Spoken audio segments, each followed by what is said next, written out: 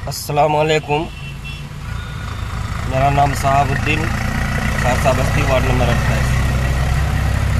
कल हमारे सहरसा बस्ती बड़ी ईदगाह पे बहुत ही अच्छा नशा मुक्ति अभियान के खिलाफ नौजवानों ने जो जमकर हिस्सा लिया और साथ में ज़िला प्रशासन ने भी हौसला को अफजाई किया, इसका मैं समर्थन करता हूं।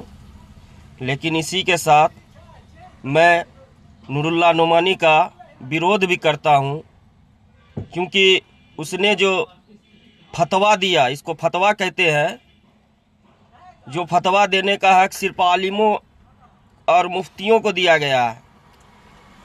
और नूरुल्लाह साहब के आगे लोग कारी नूरुल्लाह लगाते होंगे, लेकिन हमको तो अब कारी नूरुल्लाह लगाने का भी मन नहीं करता है, क्योंकि ये नशा मुक्ति अभियान कम चला रहे हैं और अपना भाषण ज़्यादा दे रहे हैं।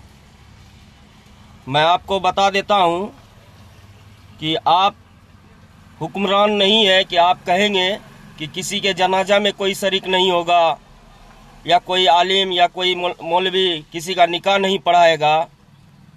इस बयान के आपका हम पुरजोर विरोध करते हैं।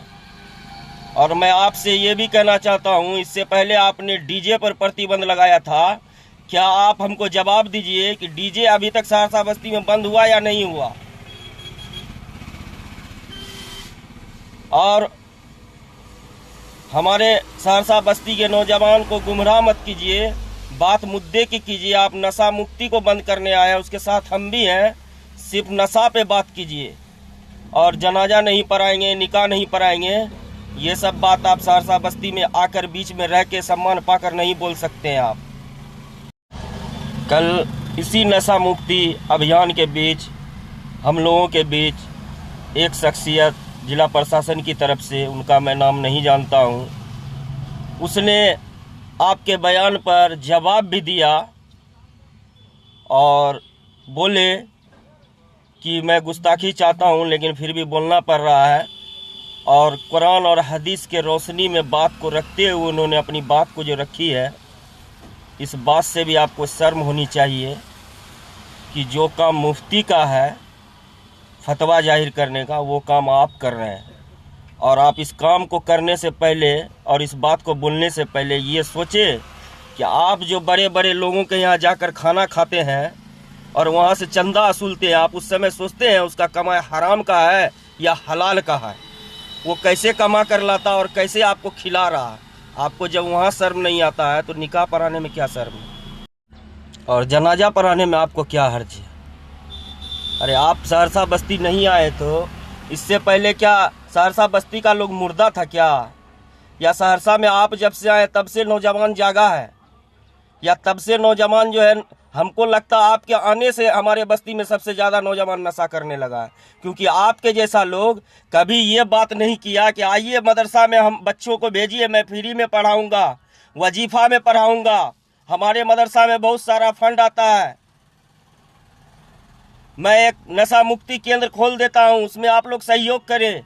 ये बात क्यों नहीं बोलते आप खोलिए नशा मुक्ति केंद्र, जितना बच्चा नशाखोर है सबको आप अपने मदरसे में रखिए, उसको सुधारिए। वहाँ आप चलते हैं फतवा देने के लिए? फतवा कहाँ से आप देने लगे? किसने आपको हुक्म दिया फतवा देने का, बताइए जरा। सहरसा बस्ती की आवाम को बोलिए आप।